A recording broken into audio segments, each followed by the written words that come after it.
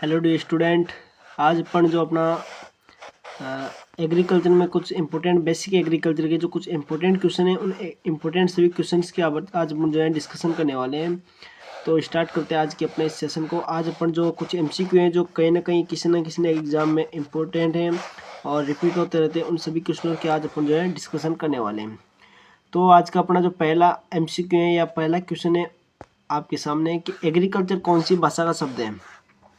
Agriculture किस भाषा का शब्द है? Option number A Latin language, option number B Greek, option number C अरबी और ऑप्शन नंबर डी संस्कृत। तो याद रखना है कि जितना एग्रीकल्चर जो है ना, एग्रीकल्चर एक लैटिन भाषा का शब्द है। कौन सी भाषा का शब्द है? लैटिन भाषा का शब्द है। देखो जितने भी शब्द हैं, जिन शब्दों के पीछे जो है ना कल्चर आता हो, वो सभी शब्द जो है कौन सी लैंग्वेज के होते हैं। तो आपको याद रखना है ऐसे सभी शब्द जिनके पीछे जो है कल्चर आता है, उन सभी शब्दों की बात करूँ तो वो लैटिन लैंग्वेज के होते हैं। जबकि ऐसे सभी शब्द जिनके पीछे लोगी या लोगस आता है, वो सभी शब्द जो हैं कौन सी भाषा के होते हैं? ग्रीक भाषा के हो सकते हैं। तो जो लैटिन शब्द होते हैं, लैटिन भाषा के शब्द होते हैं, उनके पीछे कल्चर जुड़ा होता है। जबकि जो ग्रीक भाषा के शब्द होते हैं उनके पीछे लॉजी या लोगस जुड़ा होता है। देखो कि जैसे अपने पास हॉर्टिकल्चर है, इस हॉर्टिकल्चर में क्या जुड़ा है? कल्चर जुड़ा हुआ है। कल्चर जुड़ा हुआ है, इसलिए अपने हॉर्टिकल्चर जो है कौन सी भाषा का शब्द हो जाएगा? तो horticulture is a Latin word, है ना। हॉर्टिकल्चर लैटिन भाषा का शब्द हो जाएगा। नेक्स्ट क्वेश्चन है कि सब्जियों का अध्ययन किस शाखा के अंतर्गत किया जाता है? सब्जियों का अध्ययन किस शाखा के अंतर्गत किया जाता है? Option number A pomology, option number B olericulture, option number C sericulture और ऑप्शन नंबर डी फ्लोरिकल्चर। तो इस क्वेश्चन का जो राइट आंसर हो जाएगा वो कौन सा हो जाएगा भाई? ओलेरिकल्चर। कौन सा हो जाएगा? ओलेरिकल्चर। और देखो पोमोलॉजी, इस पोमोलॉजी में अपन जो फल हैं उन फलों की खेती का अध्ययन करते हैं। अपने पास एक आता है सेरिकल्चर, इस सेरिकल्चर में अपन जो रेशम कीट है उनका पालन का अध्ययन करते हैं, रेशम कीट की खेती का अध्ययन करते हैं, रेशम कीट पालन का अध्ययन करते हैं। फ्लोरिकल्चर में अपन फूलों की खेती का अध्ययन करते हैं। तो आपको याद रखना है कि जो ओलेरिकल्चर है इसमें अपन सब्जियों की खेती का अध्ययन करते हैं। देखो एक है पोमोलॉजी, इस पोमोलॉजी में अपन फलों की खेती का अध्ययन करते हैं। एक है ओलेरिकल्चर, ओलेरिकल्चर में अपन सब्जियों की खेती का अध्ययन करते हैं। एक है फ्लोरिकल्चर, इस फ्लोरिकल्चर में अपन फूलों की खेती का अध्ययन करते हैं। जबकि एक अपने पास आता है पीएचटी या पीएचएम, इसमें अपन प्रसंस्करण से संबंधित अध्ययन करते हैं। अब इस पीएचटी या पीएचएम का मतलब क्या है? देखो कि एक शब्द है अपने पास पीएचटी, इसी को बोलते हैं अपन पीएचएम। देखो एक शब्द आता है अपने पास पीएचटी, इस पीएचटी की फुल फॉर्म होती है पोस्ट हार्वेस्टिंग टेक्नोलॉजी। टेक्नोलॉजी आ जाए तो वो तो हो जाएगा पीएचटी। यदि आपके यहाँ पे पीएचएम देखने को मिलता है उसका मतलब है पोस्ट हार्वेस्टिंग मैनेजमेंट। तो मैनेजमेंट आ जाता है, उसको बोलते हैं अपना कौन सा? पीएचएम। और इसमें पीएचटी या पीएचएम में अपन जो फल हैं या सब्जियां हैं उनके प्रसंस्करण से संबंधित अध्ययन करते हैं। नेक्स्ट क्वेश्चन है कि फलों का अध्ययन किस शाखा के अंतर्गत किया जाता है? अब अपन ने देख लिया कि देखो अपन ने देख लिया कि फलों की खेती का अध्ययन किस में करते हैं? पोमोलॉजी में करते हैं। तो फलों की खेती का अध्ययन या फलों का अध्ययन किस शाखा के अंतर्गत किया जाता है? इसका राइट आंसर हो जाएगा अपने पास कौन सा? तो इसका राइट आंसर हो जाएगा पोमोलॉजी। तो आपको याद रखना है फलों की खेती का अध्ययन किया जाता है पोमोलॉजी में। नेक्स्ट क्वेश्चन है आपका अपना कि मौसम का अध्ययन किस शाखा के अंतर्गत किया जाता है? मौसम का अध्ययन पूछ रहा है तो इसका आंसर हो जाएगा मीटेरोलॉजी। मीटेरोलॉजी में अपन जो मौसम है उसका अध्ययन करते हैं। क्लाइमेटोलॉजी में अपन जलवायु का अध्ययन करते हैं। थर्मोलॉजी में अपन जो ताप है इस ताप से संबंधित अध्ययन करते हैं। और पेडोलॉजी में अपन जो मृदा है इस मृदा से संबंधित अध्ययन करते हैं। और इसमें मृदा की उत्पत्ति, वर्गीकरण और वितरण से संबंधित अध्ययन करते हैं। देखो एक शब्द है पेडोलॉजी, एक शब्द है एडिफोलॉजी। पेडोलॉजी का मतलब है मृदा की उत्पत्ति और वितरण और वर्गीकरण का यदि आप अध्ययन करें उसको बोलते हैं पेडोलॉजी। लेकिन आप यदि मृदा का पादपों की जड़ों के साथ संबंध का अध्ययन कर रहे हो उसको बोलते हैं एडिफोलॉजी। एक होता है मीटेरोलॉजी और एक होता है क्लाइमेटोलॉजी। मीटेरोलॉजी में अपन जो मौसम है उस मौसम का अध्ययन करते हैं या मौसम विज्ञान का अध्ययन करते हैं। और मौसम का अध्ययन करते हैं यानी कि मौसम विज्ञान कहलाता है। मौसम का अध्ययन करना ही क्या कहलाता है? मौसम विज्ञान कहलाता है। और क्लाइमेटोलॉजी में अपन जलवायु का अध्ययन करते हैं और जलवायु का अध्ययन ही क्या कहलाता है? जलवायु विज्ञान यानी कि क्लाइमेटोलॉजी कहलाता है। ये जो सारे ही शब्द है ना ये कौन सी भाषा के शब्द हो जाएंगे? तो आपको याद रखना है कि पेडोलॉजी है, एडेफोलॉजी है, मेट्रोलॉजी है, क्लाइमेटोलॉजी है। इन सभी के शब्द के पीछे कौन सा शब्द कॉमन दिख रहा है? लॉजी। तो ये जो सभी शब्द हैं कौन सी भाषा के शब्द हो जाएंगे? ग्रीक भाषा के शब्द आपको देखने को मिलते हैं। नेक्स्ट क्वेश्चन है कि मृदा का पादवृद्धि के संबंध में अध्ययन किस शाखा के अंतर्गत किया जाता है? Option number A agronomy, option number B edaphology, option number C pedology और ऑप्शन नंबर डी सीओलॉजी। तो इसका राइट आंसर हो जाएगा कौन सा? तो इसका राइट आंसर हो जाएगा एडेफोलॉजी। एक आता है एग्रोनॉमी। एग्रोनॉमी अपन जो फसल उत्पादन तथा मृदा प्रबंधन का अध्ययन किया जाता है किसमें? एग्रोनॉमी में। एग्रोनॉमी में फसल उत्पादन से संबंधित अध्ययन करते हैं। एक आता है अपने पास इडेफोलॉजी। इडेफोलॉजी में अपन जो मृदा है उसका पादप वृद्धि या जड़ें हैं, फसलों की जड़ें, उसके साथ अध्ययन करते हैं। एक है पेडोलॉजी, अपन ने देख लिया मृदा की उत्पत्ति, वितरण और वर्गीकरण का अध्ययन करते हैं। और एक है सीओलॉजी, इसमें चाय की खेती का अध्ययन करते हैं। क्वेश्चन आता है कि चाय की खेती का अध्ययन क्या कहलाता है? सीओलॉजी कहलाता है। नेक्स्ट क्वेश्चन है कवकों का अध्ययन किस शाखा के अंतर्गत किया जाता है? तो कवकों का अध्ययन पूछ रहा है तो याद रखना है कवकों का अध्ययन हो जाएगा माइकोलॉजी के अंतर्गत। और कवक विज्ञान का जनक एक आता है अपने पास कवक विज्ञान। इस कवक विज्ञान का जनक कौन है? तो याद रखना है इसके जनक है पीए माइकेली। भारत में कौन हो जाएंगे? पीए माइकेली, आपको याद रखना है। देखो एक है फाइकोलॉजी, एक है साइटोलॉजी। साइटोलॉजी यानी कि कोशिका विज्ञान को अपन बोलते हैं। साइटोलॉजी यानी कोशिका का अध्ययन कर रहे हैं उसको बोलते हैं साइटोलॉजी। और वायरोलॉजी यानी अंगूर से संबंधित जो है अध्ययन हो जाएगा। नेक्स्ट है कि राजस्थान में कुल कितने कृषि विश्वविद्यालय हैं? राजस्थान में कृषि विश्वविद्यालय पूछ रहा है। ऑप्शन नंबर ए है 4, option number B 6, option number C 8 और ऑप्शन नंबर डी 5। तो याद रखना है राजस्थान में अपने कितने हो जाएंगे? 5 हो जाएंगे। ये इसमें जो 6 लगाए गलत लगाए, आपको याद रखना है कितने हो जाएंगे। तो राजस्थान में जो है ना, राजस्थान में कुल 5 कृषि विश्वविद्यालय होते हैं। कौन कौन से होते हैं उनके बारे में देखते हैं। देखो एक तो होता है अपने पास कौन सा, देखो राजस्थान में अपने कुल कृषि विश्वविद्यालय कितने हैं? तो राजस्थान में 5 हैं। कौन कौन से हैं? तो देखते हैं कि पहला तो है अपने पास SKNAU। एक आता है SKNAU। ये SKNAU कहाँ पे स्थित है इसके बारे में याद रखना है। जो ये SKNAU है ये अपने जयपुर में स्थित है। और जयपुर में एक लोकेशन है जोबनेर, और जोबनेर जयपुर में अपने कौन सा स्थित है? तो SKNAU। एक आता है SKRAU। SKRAU अपने बीकानेर में स्थित है। एक आता है अपने पास MPUAT। ये MPUAT की एक शाखा है RCA। इस RCA के अंतर्गत जो है शिक्षा का वगैरह काम होता है। और MPUAT की एक शाखा के अंतर्गत अपना कृषि विश्वविद्यालय जो है इसके अंतर्गत अपना एक मतलब वो चलता है। मतलब MPUAT अपनी एक यूनिवर्सिटी है। इसके अंडर में जो कॉलेज काम करते हैं उसमें मेन कॉलेज है RCA। ये MPUAT अपने उदयपुर में पड़ता है। इसके अलावा एक आता है AU कोटा जो कि कोटा में पड़ता है। और AU जोधपुर में पड़ता है। नेक्स्ट क्वेश्चन है कि भारत का प्रथम कृषि विश्वविद्यालय कहाँ पर और कब स्थापित हुआ? क्वेश्चन नंबर है कि अपना भारत का कौन सा प्रथम कृषि विश्वविद्यालय भारत का कौन सा है और कब इसकी स्थापना हुई?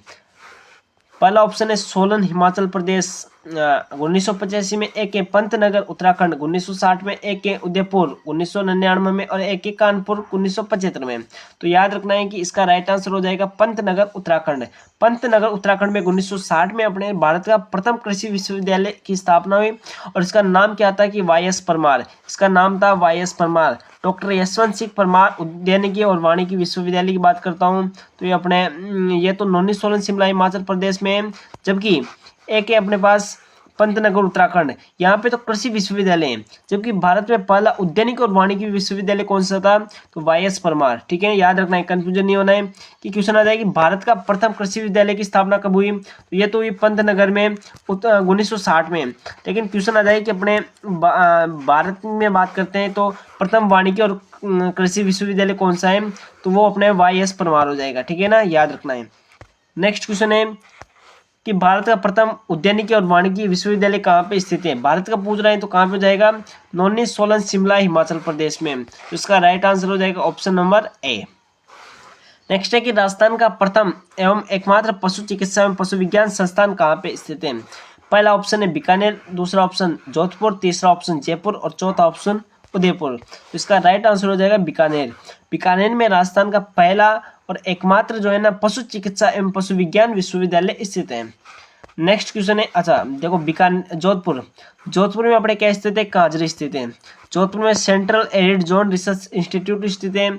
जॉबनेट जयपुर, जयपुर की बात करता हूँ। जयपुर में अपने एक तो आता है रारी दुर्गापुरा जयपुर में पड़ता है। इसके अलावा एक आता है एसके एन ए यू अपने जॉबनेट जयपुर में पड़ता है। एक आता है अपने पास कौन सा, अनार उत्कृष्टता केंद्र डिंडोल बस्सी जयपुर में पड़ता है, तो आपको याद रखना है। फिर बात करता हूँ उदयपुर में अपने काफ़ी सारी चीज़ें आती हैं, जैसे MPUATM, और उदयपुर में क्या है MPUAT, और भी चीज़ें हैं, देखते हैं आगे। केंद्रीय शुष्क क्षेत्र अनुसंधान संस्थान कांजरी कहाँ पे स्थित है, तो देखो कांजरी पूछ रहे हैं कहाँ पे स्थित हो जाएगा, जोधपुर में। इसका राइट आंसर हो जाएगा ऑप्शन नंबर बी। तो भरतपुर में कौन सा स्थित है, भरतपुर में एक कॉलेज स्थित है अपने सेवर भरतपुर में, और सेवर भरतपुर में एक कॉलेज स्थित है जो कि एग्रीकल्चर से संबंधित कॉलेज है। इसके अलावा भरतपुर में मैं बात करता हूँ तो भरतपुर में और भी चीज़ें हैं कि जैसे अपने भरतपुर में और भी चीज़ें हैं कि भरतपुर में एक सेवर जेल भी है, आपको याद रखना है। इसी सेवर जेल में जो है ना, इसी सेवर जेल को जो है ना अपने केसरी सिंह भारत ने जो है ना लूटा था। केसरी सिंह भारत है, कर्मा मीणा है, इनके कुछ सब साथी मतलब सेवर भरतपुर वाली जेल को भी लूटा था। और ये बातें आपको थोड़ा सा याद रखना है। जोधपुर में काजरी है, बाड़मेर में और नागौर में, तो आपको ये बातें, इसका आंसर हो जाएगा अपने कौन सा, जोधपुर। नेक्स्ट है केंद्रीय भेड़ एवं ऊन अनुसंधान संस्थान कहाँ पर स्थित है। केंद्रीय भेड़ एवं ऊन अनुसंधान संस्थान की बात करें तो ये कहाँ पे जाएगा, तो CSWRI central ship and wool research institute, तो ये हो जाएगा अभिकानगर मालपुरा टोंक में हो जाएगा। कहाँ पे हो जाएगा, अभिकानगर मालपुरा टोंक में। एक अपने तवीज अजमेर में, यहाँ पे राष्ट्रीय बीज मसाला अनुसंधान संस्थान है, तो तवीजी अजमेर में, डुमाड़ा तवीजी अजमेर में स्थित है। इसके अलावा और काम की बात यही है, ठीक है ना। तो इसका राइट आंसर हो जाएगा क्वेश्चन का Avikanagar Malpura Tonk, option number B. Next question है कि सरसों अनुसंधान निदेशालय, ठीक है ना, सरसों अनुसंधान निदेशालय कहाँ पर स्थित है, तो सरसों का पूछ रहे हैं तो कहाँ पे हो जाएगा, तो सेवर भरतपुर में। सरसों अनुसंधान निदेशालय कहाँ पे हो जाएगा, सेवर भरतपुर में। भरतपुर में एक लोकेशन है सेवर में जो है ना अपने सरसों अनुसंधान निदेशालय स्थित है। इसके अलावा अपने तबीज अजमेर में राष्ट्रीय बीज मसाला अनुसंधान केंद्र अनुसंधान संस्थान स्थित है। इसके अलावा अपने पास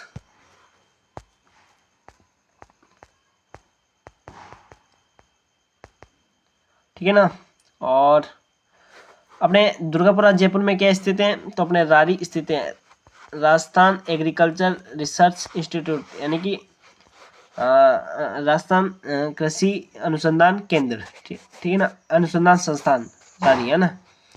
नेक्स्ट क्वेश्चन है कि भारत में गन्ना प्रजनन अनुसंधान संस्थान कहाँ पर स्थित है, तो आपको याद रखना है sugar cane breeding institute where are present, तो कहाँ पे हो जाएगा, लखनऊ उत्तर प्रदेश में, ऑप्शन नंबर बी पंतनगर में, option number C Coimbatore Tamil Nadu में, और option number D Hisar Haryana में। तो इसका राइट आंसर हो जाएगा कौन सा, कोयम्बटूर तमिलनाडु में। कहाँ पे, कोयम्बटूर तमिलनाडु में।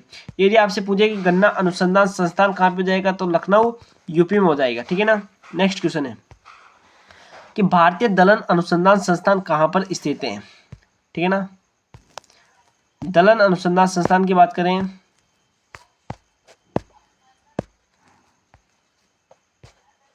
देखो, दलहन अनुसंधान संस्थान से संबंधित क्वेश्चन है अपना कि भारतीय दलहन अनुसंधान संस्थान कहाँ पर स्थित है, तो इसका राइट आंसर हो जाएगा कानपुर उत्तर प्रदेश में। कहाँ पे हो जाएगा, कानपुर उत्तर प्रदेश में। नेक्स्ट क्वेश्चन है कि भारतीय सब्जी अनुसंधान संस्थान कहाँ पे है। सब्जी अनुसंधान संस्थान की पूछ रहे हैं तो वाराणसी उत्तर प्रदेश में कौन सा हो जाएगा, अपने सब्जी अनुसंधान संस्थान हो जाएगा। देखो कि अपने भारतीय पक्षी अनुसंधान संस्थान कहाँ पे हो जाएगा, इज्जतनगर बरेली उत्तर प्रदेश में हो जाएगा। इसके अलावा और कौन सा हो जाएगा, इंडियन वेटनरी रिसर्च इंस्टीट्यूट, तो ये कहाँ पे हो जाएगा, IVRI, तो ये भी हो जाएगा इज्जतनगर बरेली उत्तर प्रदेश में। जबकि IIVR कहाँ पे हो जाएगा, Indian institute of vegetable research है ना, तो ये कहाँ पे जाएगा, वाराणसी उत्तर प्रदेश में। हरियाणा में करनाल जगह पड़ती है, देखो हरियाणा में करनाल जगह पड़ती है, हरियाणा में एक जगह पड़ती है, कौन सी, करनाल में अपने एक तो है NBAGR, एक NDRI, तो ये कुछ चीजें आपको याद रखना है। आगे बात करते हैं।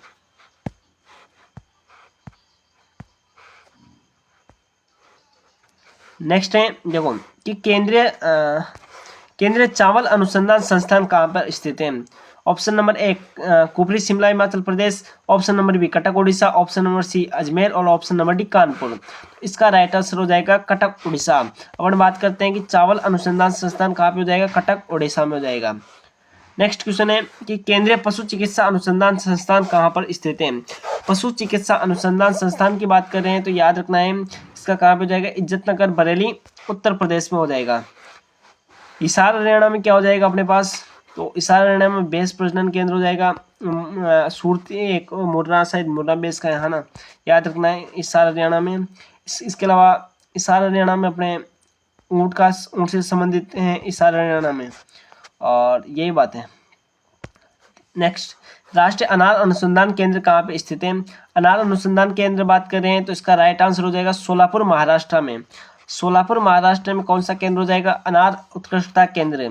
नागपुर में अपने क्या होता है, संतरा का प्रोडक्शन जो है भारत में सबसे ज़्यादा होता है, और इसलिए अपने राजस्थान में जो है ना संतरा का प्रोडक्शन होता है। झालावाड़ में कहाँ पे होता है, राजस्थान में झालावाड़ में संतरा अधिक होता है।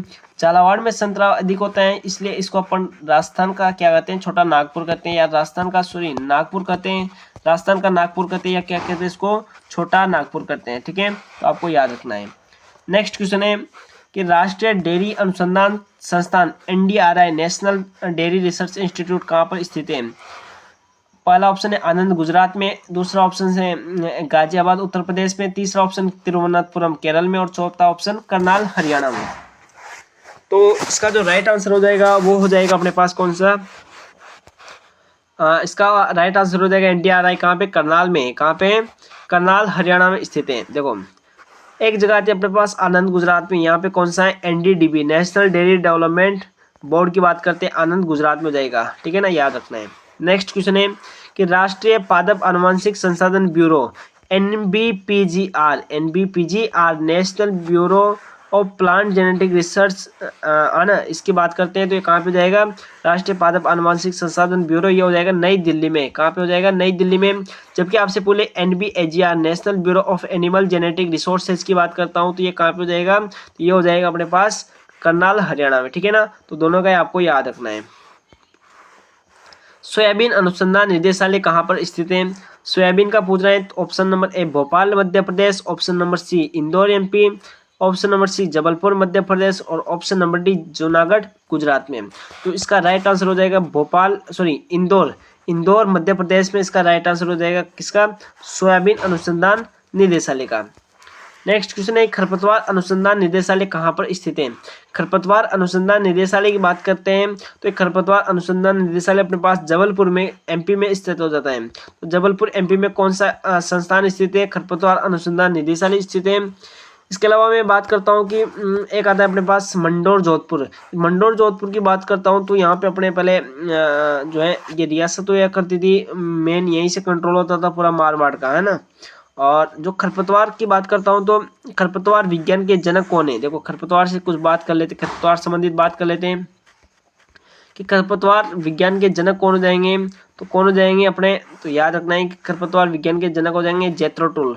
और जेथरो टुल ने जो है ना एक पुस्तक लिखी और उस पुस्तक का नाम है HHH। इस HHH का फुल फॉर्म होता है हॉर्स सोइंग हस्बेंड्री। इस हॉर्स सोइंग हस्बेंड्री पुस्तक में जो है ना वीर शब्द का सर्वप्रथम प्रयोग किया किसने, जेथरो टुल ने। तो आपको याद रखना है। और खरपतवार अनुसंधान निदेशालय कहाँ पे हो जाएगा, जबलपुर में हो जाएगा। और जबलपुर कहाँ पड़ता है, MP में पड़ता है। ठीक है, नेक्स्ट क्वेश्चन है कि केंद्रीय मृदा लवणता अनुसंधान संस्थान कहाँ पे स्थित है। Central soil salinity research institute कहाँ पे स्थित है, तो ये अपने हो जाएगा कहाँ पे, करनाल हरियाणा में। कहाँ हो जाएगा, करनाल हरियाणा में। CSSRI central soil salinity research institute, है ना, तो ये करनाल हरियाणा में हो जाएगा। यहीं पे अपने NBAGR स्थित हो जाएगा, यहीं पे अपने NDRI हो जाएगा। तो ये कुछ बातें हैं। नेक्स्ट बात करते हैं आगे। राष्ट्रीय कृषि अनुसंधान प्रबंधन अकादमी नार्म की बात कर रहे हैं। किसकी बात कर रहे हैं, नार्म की बात कर रहे हैं। राष्ट्रीय कृषि अनुसंधान प्रबंधन अकादमी, है ना।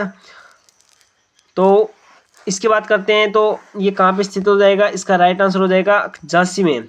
झांसी में जो है ना नार्म स्थित है। कौन सा स्थित है, नार्म स्थित है। और ये क्वेश्चन अपने AA में ACF में आ चुका है। ठीक है ना, याद रखना है। नेक्स्ट क्वेश्चन है, इसमें थोड़ा सा डाउट लग रहा है, इसको एक बार देख लेंगे बाद में, है ना, और आपको बता दिया जाएगा। नेक्स्ट क्वेश्चन है कि राजस्थान का प्रथम केवीके कब और कहाँ पर स्थापित हुआ। तो राजस्थान का प्रथम केवीके जो है फतेहपुर में 1976 में स्थापित होता है। कब होता है? 1976 में जो है ना फतेहपुर सीकरी में जो है ना स्थापित होता है। नेक्स्ट है कि राजस्थान में भारतीय कृषि अनुसंधान परिषद के अधीन कुल कितने केवीके हैं। तो राजस्थान में बात करता हूँ तो राजस्थान में 47 केवीके जो है ना भारतीय कृषि अनुसंधान परिषद यानी कि ICAR के अंडर में है। ICAR के अंडर में राजस्थान में बात करता हूँ तो 47 केवीके हैं, जबकि भारत में 700 करके कुछ है ना। नेक्स्ट कि कृषि विज्ञान केंद्र का आधारभूत कार्य क्या है। कृषि विज्ञान केंद्र यानी केवीके की बात कर रहा है। केवीके का मेन आधारभूत कार्य क्या है। पहला ऑप्शन प्रथम पंक्ति प्रदर्शन, दूसरा ऑप्शन संस्थागत प्रशिक्षण, तीसरा ऑप्शन असंस्थागत प्रशिक्षण और चौथा ऑप्शन उपरोक्त सभी। इसका राइट आंसर हो जाएगा उपरोक्त सभी।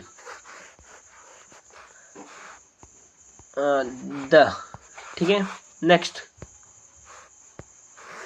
भारत में खजूर उत्कृष्टता केंद्र कहाँ पर स्थित है।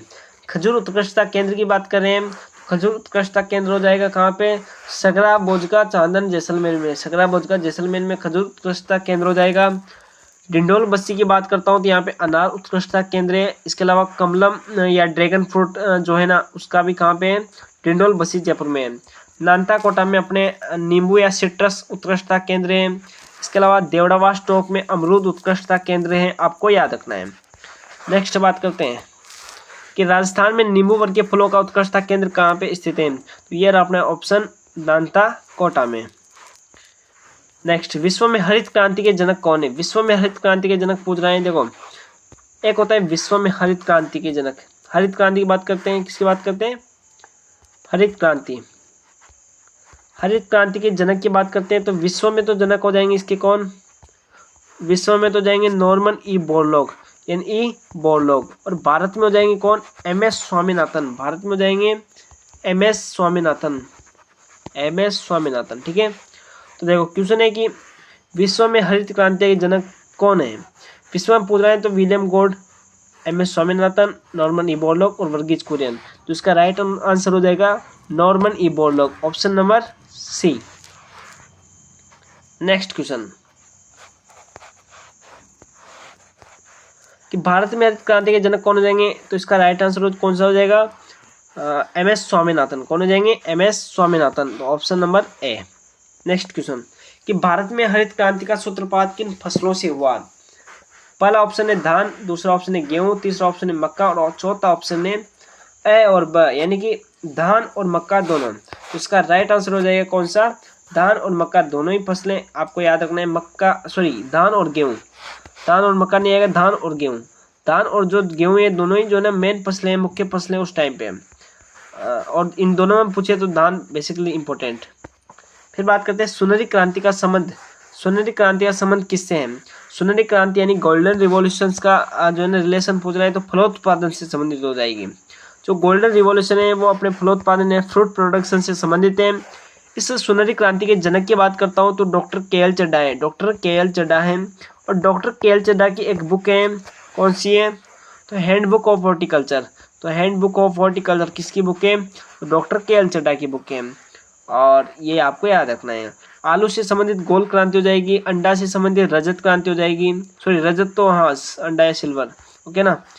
तो ये याद रखना है। नेक्स्ट क्वेश्चन है अपने पास कि पीली क्रांति का संबंध किससे है।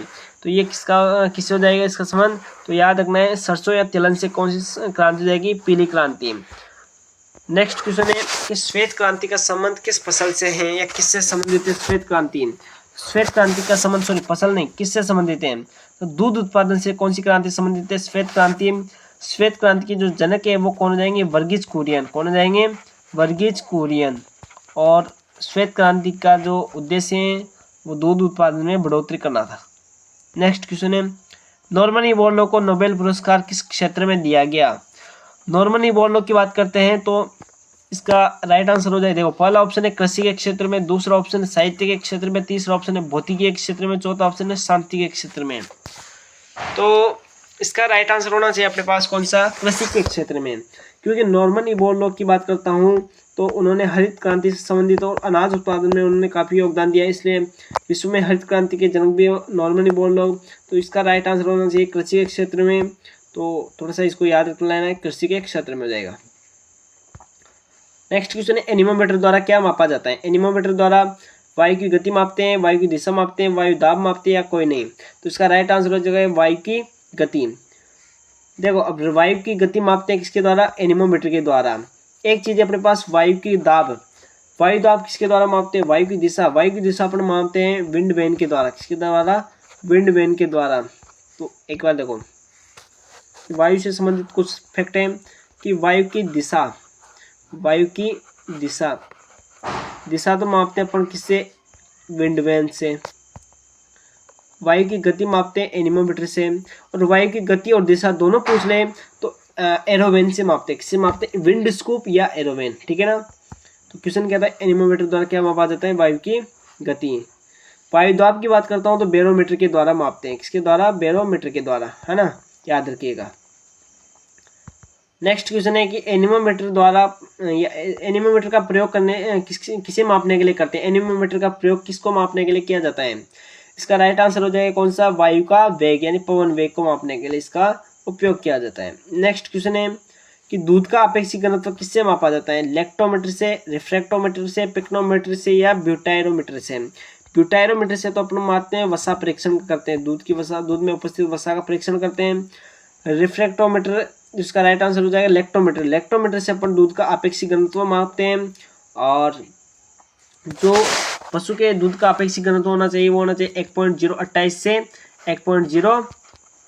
देखो अपेक्षित घनत्व की बात करते हैं, अपेक्षित घनत्व की बात करते हैं, अपेक्षित घनत्व तो जो पशु हैं उनका अपेक्षित घनत्व होता है पशुओं के दूध का अपेक्षित घनत्व होता है 1.028 से 1.032। यदि मैं बात करता हूँ गाय के दूध का अपेक्षित घनत्व तो 1.028 से 1.030 हो जाता है, और भैंस के दूध का अपेक्षित घनत्व 1.030 से 1.032 हो जाता है। पिक्नोमीटर या आरडी बोतल की बात करता हूँ तो इससे अपन जो अपना जो है ना घनत्व है, मृदा घनत्व, उसको मापते हैं, ठीक है ना, पिक्नोमीटर से, याद रखिएगा। नेक्स्ट, दूध में वसा का मापन किससे किया जाता है? इसका राइट आंसर हो जाएगा ब्यूटायरोमीटर से, ठीक है ना, ब्यूटायरोमीटर से। एक है रिफ्रैक्टोमीटर, लैक्टोमीटर, हाँ सोलोमीटर क्या मापते हैं? जो नमक की मात्राएं या नमक के गोल में नमक की मात्रा किससे मापते हैं? तो सोलोमीटर से या सोलेनोमीटर से। नेक्स्ट क्वेश्चन है, दूध में गर्बर विधि से क्या ज्ञात किया जाता है? गर्बर विधि से जानते हैं अपन वसा का परीक्षण किया जाता है, ठीक है ना। लैक्टोज का अपन जानते हैं अपेक्षित घनत्व की बात, सॉरी लैक्टोमीटर से मापते हैं अपन कौन सा अपेक्षित घनत्व मापते हैं? लैक्टोज की बात करता हूँ तो दूध में क्या पाया जाता है? लैक्टोज, और जब दही बनता है तो ये लैक्टिक अम्ल में कन्वर्ट हो जाता है, किसमें बदल जाता है? लैक्टिक एसिड में, है ना, याद रखिएगा। नेक्स्ट क्वेश्चन है कि मृदा में नमी किससे ज्ञात की जाती है? मृदा में नमी की बात करता है तो पोरोमीटर से, हाइग्रोमीटर से, टेंशियोमीटर से, पीजोमीटर से। तो याद रखना इसका राइट आंसर हो जाएगा टेंशियोमीटर से। वायुमंडल की अपेक्षित आर्द्रता का मापन किससे करते हैं? वायुमंडल की जो अपेक्षित आर्द्रता है उसको मापते हैं हाइग्रोमीटर या साइक्रोमीटर से, है ना, याद रखिएगा। कुल घुलनशील ठोस पदार्थ TSS, है ना, टोटल सोल्यूबल सॉलिड, है ना, किससे मापते हैं? तो याद रखना है TSS का मापन अपन रिफ्रैक्टोमीटर से करते हैं। किससे करते हैं? रिफ्रैक्टोमीटर से अपन TSS का मापन करते हैं। इलेक्ट्रोमीटर से अपेक्षित घनत्व मापते हैं। हाइड्रोमीटर से जो है ना अपने जल की सापेक्ष आर्द्रता मापते हैं। जेल मीटर से जो है ना अपन पेक्टिन का परीक्षण करते हैं। इसका राइट आंसर हो जाएगा इस क्वेश्चन का कौन सा हो जाएगा? Option number B. Next question है कि पौधों में वाष्पोत्सर्जन की मात्रा किससे मापी जाती है? पौधों में वाष्पोत्सर्जन की मात्रा पूछ रहा है तो पोटोमीटर, पोरोमीटर, लाइनोमीटर या लाइसीमीटर। तो इसका राइट आंसर हो जाएगा ऑप्शन नंबर ए। नेक्स्ट क्वेश्चन है जेली में पेक्टिन की मात्रा किससे मापी जाती है? तो इसका राइट आंसर हो जाएगा ऑप्शन नंबर ए। नेक्स्ट कि जल प्रवाह गति किससे मापी जाती है? तो जल प्रवाह गति की बात करें पिक्नोमीटर, मार्शल फ्लो, लाइसीमीटर या हाइग्रोमीटर। इससे अपन मापते हैं हाइग्रोमीटर से जल का अपेक्षित घनत्व, लाइसीमीटर से मृदा नमी मापा जाता है, पिक्नोमीटर से अपन मृदा घनत्व मापते हैं, और बचा मार्शल फ्लोम। मार्शल फ्लोम की बात करता हूँ तो इससे अपन मापते हैं जो जल है उसका प्रवाह मापा जाता है। क्या मापा जाता है? जल का प्रवाह किससे मापते हैं? मार्शल फ्लोम से। नेक्स्ट क्वेश्चन है कि मृदा स्वास्थ्य कार्ड योजना का शुभारंभ कब और कहां से हुआ? मृदा स्वास्थ्य कार्ड की बात करते हैं तो इसका शुभारंभ जो है ना सूरतगढ़ श्री गंगानगर से 2015 में होता है। तो जो अपने कौन सा है, देखो मृदा स्वास्थ्य कार्ड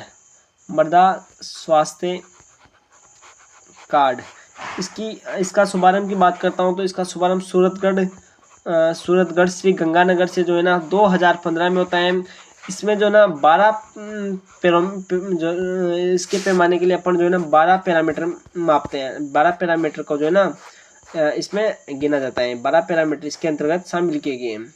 नेक्स्ट क्वेश्चन है कि परंपरागत कृषि विकास योजना PKVY की शुरुआत कब हुई? तो इसका राइट आंसर हो जाएगा ऑप्शन नंबर सी, 2015 में। नेक्स्ट क्वेश्चन है प्रधानमंत्री फसल बीमा योजना की शुरुआत कब हुई? 2018 में आ चुका है कि इसकी शुरुआत कब हुई है? तो 2016 में हुई है। कब हुई है? 2016 में। राजस्थान में फलों का राजा किसको कहते हैं? राजस्थान में फलों का राजा कहते हैं आम, बेर, खजूर, अनार। तो राजस्थान में फलों का राजा कहते हैं बेर को। बेसिकली फलों का राजा होता है आम, राजस्थान में फलों का राजा कहते हैं अपन बेर को। खजूर की बात करते हैं तो खजूर को अनार, तो आप तो बेर का याद है कि राजस्थान में फलों का राजा, शुष्क फलों का राजा बेर को कहते हैं। आम की बात करता हूँ, बाथरूम फल कहते हैं, राष्ट्रीय फल कहते हैं।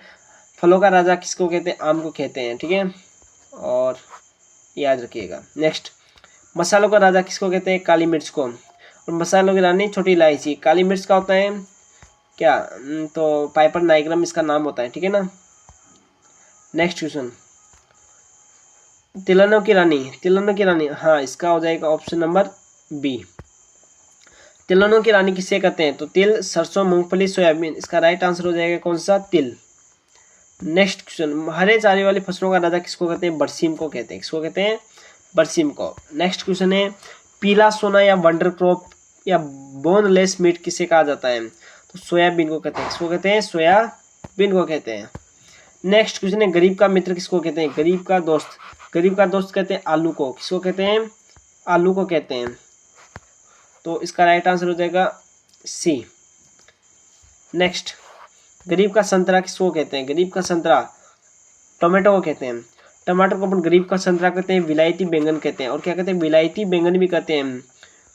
गरीब का दोस्त आलू को कहते हैं। बैंगन की बात करता हूँ तो इसको जो है ना अपन क्या कहते हैं? गरीब की सब्जी कहते हैं बैंगन, है ना। और बैंगन को अपन एग प्लांट बोलते हैं, ओबरगाइन बोलते हैं, है ना, याद रखिएगा। नेक्स्ट क्वेश्चन, घोड़ा जीरा किसके कहते हैं? इसका राइट आंसर हो जाएगा इसबगोल को कहते हैं। घोड़ा जीरा किसको कहते हैं? इसबगोल को कहते हैं।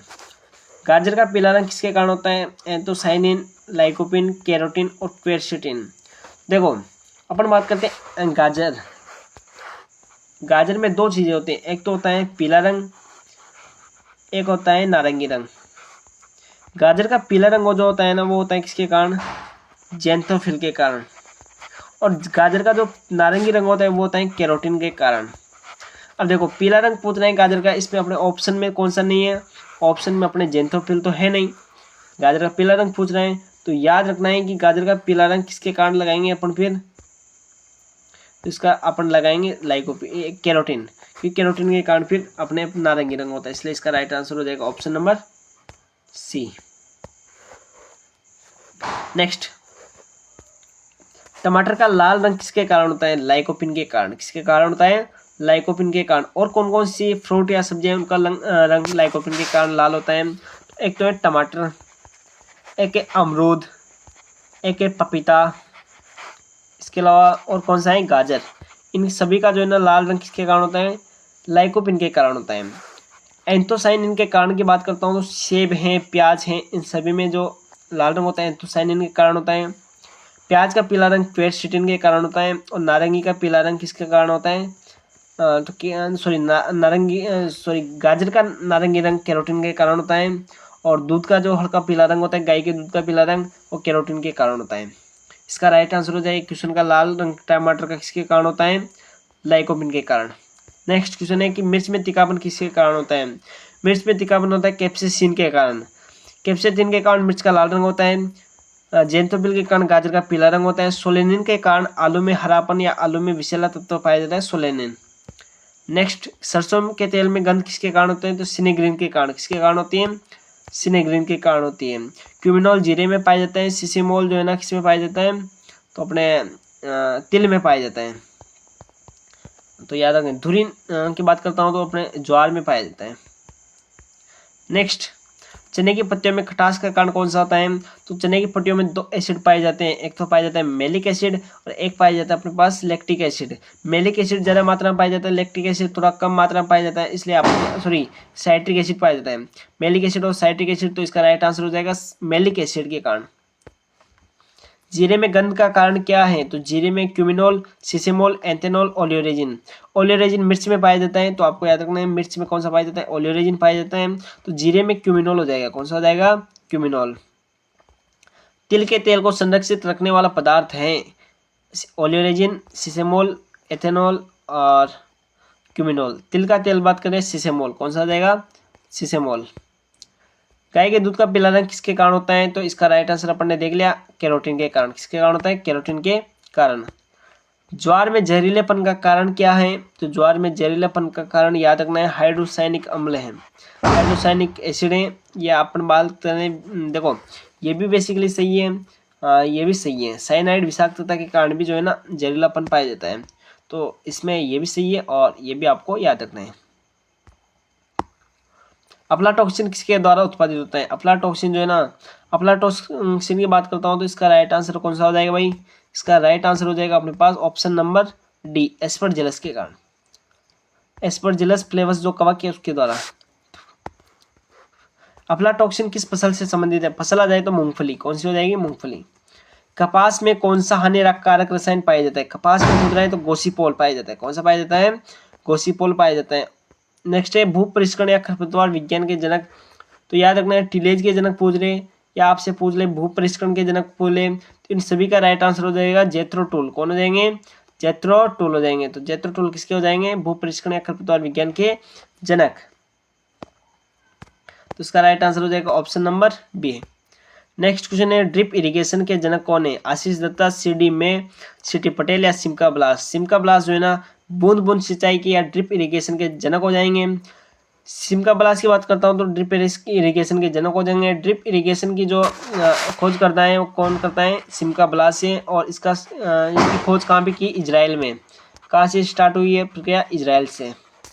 नेक्स्ट क्वेश्चन है कि समान वर्षा की मात्रा के बिंदुओं को मिलाने वाली काल्पनिक रेखाओं को क्या कहते हैं? तो इसका राइट आंसर हो जाएगा आइसोहाइट। क्या हो जाएगा? आइसोहाइट। एक शब्द अपने पास आइसोथर्म, यानी समान तापमान वाले बिंदुओं को मिलाने वाली रेखा कहलाती है आइसोथर्म, आइसोहेल। ये दोनों याद रखना है, ठीक है। नेक्स्ट, विश्व किसान दिवस कब मनाया जाता है? किसान दिवस पूछ रहा है तो इसका राइट आंसर हो जाएगा 23 जून को। कब मनाते हैं? 23 दिसंबर को। देखो अब आपको कुछ दिवस है उनके बारे में बता दे। देखो अपन पूछ रहे हैं कि विश्व किसान दिवस कब मनाया जाता है? 23 दिसंबर को। एक तारीख आती है अपने पास 16 अक्टूबर। 16 अक्टूबर को क्या होता है? तो ओजोन दिवस आता है। ओजोन दिवस। ओजोन दिवस कब मनाया जाता है? तो ओजोन दिवस मनाया जाता है 16 अक्टूबर को। एक आता है 5 जून। 5 जून को अपने पास कौन सा विश्व पर्यावरण दिवस आता है? कौन सा आता है? विश्व पर्यावरण दिवस आता है। 5 दिसंबर को मृदा स्वास्थ्य दिवस आता है। कौन सा दिवस आता है? मृदा स्वास्थ्य दिवस आता है। मृदा स्वास्थ्य दिवस आता है, ठीक है, याद रखिएगा। देखो एक आता है 11 मार्च। 11 मार्च की बात करता हूँ तो विश्व संसाधन दिवस आता है। इसके अलावा आप याद रखो 16 जुलाई ने ICR दिवस आता है, ठीक है, तो ये कुछ याद रखिएगा। नेक्स्ट, मृदा स्वास्थ्य दिवस कब मनाया जाता है? 5 दिसंबर को, ठीक है, तो 5 दिसंबर को मृदा स्वास्थ्य दिवस मनाया जाता है, ये याद रखिएगा। ICR दिवस कब मनाया जाता है? 16 जुलाई को। कब? 16 जुलाई को। तो इसका राइट आंसर हो जाएगा ऑप्शन नंबर ए। नेक्स्ट, राष्ट्रीय उपभोक्ता दिवस कब मनाया जाता है? राष्ट्रीय उपभोक्ता दिवस की बात करते हैं तो इसका राइट आंसर हो जाएगा ऑप्शन नंबर सी, 24 दिसंबर को। और 23 दिसंबर को मनाते हैं अपन किसान दिवस। अंतर्राष्ट्रीय मृदा स्वास्थ्य वर्ष किस वर्ष को घोषित किया गया? उसका राइट आंसर हो जाएगा 2015 को। इस टाइम पे एक थीम दी गई, एक नारा दिया गया कि स्वस्थ दरा खेतरा, स्वस्थ दरा खेतरा, है ना। देखो अब एक आता है 2020, देखो इनको देख लेते हैं कि 2020 को अपन क्या बोलते हैं, तो पादप स्वास्थ्य वर्ष बोलते हैं, पादप स्वास्थ्य वर्ष बोलते हैं। एक है 2014, इसको बोलते हैं पारिवारिक कृषि वर्ष, पारिवारिक कृषि वर्ष। 2015 को बात करते हैं मृदा स्वास्थ्य वर्ष बोलते हैं, तो ये याद रखिएगा। नेक्स्ट, अंतर्राष्ट्रीय पौध संरक्षण वर्ष किस वर्ष को घोषित किया गया। अंतर्राष्ट्रीय पौध संरक्षण वर्ष की बात कर रहा है, तो देखो पौध संरक्षण वर्ष या पादप स्वास्थ्य वर्ष की बात करते हैं 2020 इसका राइट आंसर हो जाएगा। यदि आपसे पूछे कि जल संरक्षण वर्ष, जल संरक्षण वर्ष कौन सा हो जाएगा, तो 2013 हो जाएगा। कौन सा हो जाएगा, 2013। 2018 कौन सा हो जाएगा, तो 2018 के बारे में आपको याद रखना है, ज्वार वर्ष हो जाएगा। कौन सा वर्ष, ज्वार या बाजरा वर्ष कौन सा हो जाएगा, 2018। नेक्स्ट, कि राजस्थान का राज्य वृक्ष या कल्प वृक्ष या रेगिस्तान का सागवान किसको कहते हैं, खेजड़ी को कहते हैं। किसको कहते हैं, खेजड़ी को कहते हैं। और खेजड़ी का नाम क्या होता है, प्रोसोपिस सिनेरेरिया। क्या नाम होता है, प्रोसोपिस सिनेरेरिया, प्रोसोपिस सिनेरेरिया होता है। और एक होता है बरगद, एक शीशम, तो ये कुछ याद रखना है, रोइडा टोकोमेला अंडुलेटा होता है। बरगद का होता है फाइकस बेंगालेंसिस, क्या होता है, फाइकस बेंगालेंसिस होता है। नेक्स्ट क्वेश्चन है कि राजस्थान का भौगोलिक क्षेत्रफल कितना वर्ग किलोमीटर है। जेड 2000 जो है ना कब आया, 2016 में आ चुका है क्वेश्चन कि राजस्थान का भौगोलिक क्षेत्रफल कितना है। तो राजस्थान का जो मतलब एरिया है, टोटल क्षेत्रफल में बात करता हूँ वर्ग किलोमीटर में, तो ये हो जाएगा 3,42,239 वर्ग किलोमीटर। लेकिन मैं बात करता हूँ मील स्क्वायर में, बात करते हैं वर्ग मील में कितना हो जाता है, तो 1,32,139 वर्ग किलोमीटर, वर्ग मील जो है अपने राजस्थान का क्षेत्रफल हो जाता है। नेक्स्ट क्वेश्चन है अपने पास कि देश के कुल भौगोलिक क्षेत्रफल में राजस्थान का कितना हिस्सा है, तो 10.41%, 10.41% हो जाएगा। इसका राइट आंसर हो जाएगा 10%। नेक्स्ट क्वेश्चन है राजस्थान किसके उत्पादन में प्रथम स्थान पर है, ग्वार, मक्का, कपास, आलू, तो इसका राइट आंसर हो जाएगा ग्वार। कौन सा जाएगा, ग्वार। ग्वार की बात करता हूँ तो ग्वार को जो है ना हरी खाद के रूप में अपन उगाते हैं, जो शुष्क एरिया है पश्चिमी राजस्थान है वहाँ पे यूज में करते हैं, ठीक है। नेक्स्ट है, निम्न में से किस जानवर को रेगिस्तान का जहाज कहते हैं। रेगिस्तान का जहाज किसको कहते हैं, ऊंट को कहते हैं। किसको कहते हैं, ऊंट को कहते हैं। ऊंट बेसिकली दो प्रकार के होते हैं, एक तो होता है एक कुबड़ वाला ऊंट, एक होता है दो कुबड़ वाला ऊंट। एक कुबड़ वाले ऊंट को बोलते हैं अपन कैमेलस ड्रोमोडेरियस, जबकि दो कुबड़ वाले ऊंट को बोलते हैं अपन कैमेलस बैक्ट्राइनस। नेक्स्ट है, भारत में मसाले वाली फसलों का सबसे अधिक क्षेत्रफल और सर्वाधिक उपज वाला राज्य कौन सा है, तो इसका आंसर हो जाएगा कौन सा, ऑप्शन नंबर बी। देखो गलत है, मसाले कहाँ पे होते हैं, देखो केरल में होते हैं। कहाँ पे होते हैं, केरल में। इसका राइट आंसर केरल हो जाएगा, राजस्थान नहीं होगा। नेक्स्ट, यदि आपसे पूछता है कि बीजे मसाला, तो हो सकता है राजस्थान हो जाए, लेकिन मसालों में केरल आएगा। राजस्थान अन्य राज्यों से किस क्षेत्र में सबसे अग्रणी है। राजस्थान की बात करता हूँ तो राजस्थान जो है ना पीली क्रांति यानी सरसों का जो है ना प्रोडक्शन राजस्थान में सर्वाधिक होता है, इसलिए सरसों जो है पीली क्रांति से संबंधित है, इसलिए पीली क्रांति जो है ना उसके क्षेत्र में जो है राजस्थान अन्य राज्यों से अग्रणी है। नेक्स्ट क्वेश्चन है, राजस्थान का कौन सा भाग थार का मरुस्थल कहलाता है। राजस्थान का कौन सा भाग थार का मरुस्थल कहलाता है। देखो थार का मरुस्थल कहलाता है अपने पास ये पश्चिमी राजस्थान का जो भाग है वो थार का मरुस्थल कहलाता है। थार का मरुस्थल में भी दो पार्ट है, एक तो है बालू का स्तूप युक्त होता है, एक होता है बालू का स्तूप जो है मुक्त होता है। बालू का स्तूप मुक्त होता है उसको बोलते हैं हमादा। क्या बोलते हैं, हमादा, ठीक है। और जो बालू का स्तूप मुक्त एरिया होता है वो होता है लगभग 48.50%, जबकि बालू का स्तूप युक्त जो एरिया होता है वो होता है 41.50%। फिर बात करता हूँ कि राजस्थान में थार का मरुस्थल होता है, इसको बोलते हैं अपने भारत और राजस्थान में तो इसको थार का मरुस्थल बोलते हैं, जबकि पाकिस्तान में इसको चोलिस्तान बोलते हैं। क्या बोलते हैं, चोलिस्तान, ठीक है ना, याद रखिएगा। नेक्स्ट क्वेश्चन, सरसों उत्पादन में राजस्थान का भारत में कौन सा स्थान है, पहला स्थान है। कौन सा स्थान है, पहला स्थान है। नेक्स्ट, भौगोलिक दृष्टि से राजस्थान का कुल एरिया कितना है, तो 342.5 लाख वर्ग किलोमीटर या वर्ग हेक्टेयर, सॉरी 342.5 लाख हेक्टेयर। कितना हो जाएगा, 342.5 लाख हेक्टेयर, 3,42,239 वर्ग किलोमीटर हो जाएगा ना। नेक्स्ट, राजस्थान में पशुधन से कितना राजस्व प्राप्त होता है? तो ये कितना होता है? 19%। कितना होता है? 19%। राजस्थान सरकार द्वारा हाल ही में नींबू वर्गीय निकले नहीं है, देखो नींबू वर्गीय कौन सा है? नींबू वर्गीय। नींबू वर्गीय फल पर सेंटर ऑफ एक्सीलेंस कहाँ पे स्थापित किया गया? तो ये कोटा में, नानता कोटा में स्थापित किया गया है ना। सूरतगढ़ श्री गंगानगर से अपन ने देखा था मृदा स्वास्थ्य कार्ड की शुभारंभ हुआ था 2015 में।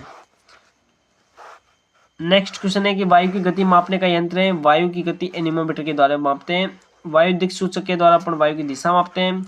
वायु मापी के द्वारा अपन वायु को मापन करते हैं, लेकिन वायु की गति का मापन किसके द्वारा करते हैं? अपन एनीमोमीटर के द्वारा करते हैं। थर्मोमीटर के द्वारा अपन ताप का मापन करते हैं। किसके द्वारा? ताप का मापन। जबकि अपन जो जल का तापमान है वो किससे मापते हैं? थर्मिस्टर से मापते हैं। ठीक है। नेक्स्ट क्वेश्चन है कि राजस्थान में कृषि विद्यालयों के मुख्यालय कोटा, जोबनेर, उदयपुर और बीकानेर क्रमशः किन कृषि जलवायु खंडों के में आते हैं? देखो कोटा आ गया सबसे पहले। कौन सा है? कोटा। कोटा कौन से में? तो फर्स्ट में। देखो 4 है, 4 के लिए 4 ऑप्शन होने चाहिए। तो देखो इसमें तो 2 ही ऑप्शन है, तो ये तो कट गया। इसमें कितने ऑप्शन है? इसमें 3 है, ये भी कट गया और ये भी कट गया। देखो अपने यूनिवर्सिटी है 4 और ऑप्शन में मिल रहे हैं 3, तो ये 3 तो ऑप्शन ऐसे कट गया, बचा एक कौन सा? फर्स्ट। और अपन ये भी जानते हैं कोटा किस में आता है? पंचम में आता है। इसलिए आपको याद रखना है कि इसका राइट आंसर हो जाएगा ऑप्शन नंबर ए। नेक्स्ट, एनीमोमीटर द्वारा क्या मापा जाता है? एनीमोमीटर के द्वारा अपन वायु की गति मापते हैं। साइक्रोमीटर के द्वारा क्या मापते हैं, या साइक्रोमीटर किसे मापने के लिए काम में लिया जाता है? तो इसका राइट आंसर हो जाएगा कौन सा? सापेक्ष आर्द्रता। अपन ने देखा साइक्रोमीटर या हाइग्रोमीटर इसके द्वारा सापेक्ष आर्द्रता मापते हैं। नेक्स्ट, स्टीवेंसन स्क्रीन का मुंह किस दिशा में खुलता है? स्टीवेंसन स्क्रीन का मुंह जो है ना उत्तर दिशा में लटकता हुआ नीचे की ओर खुलता है। और याद रखना स्टीवेंसन स्क्रीन में जो है ना ऊपर की दिशा में कौन सा रखते हैं अपन? न्यूनतम तापमापी रखते हैं। नीचे की साइड पे अधिकतम रखते हैं।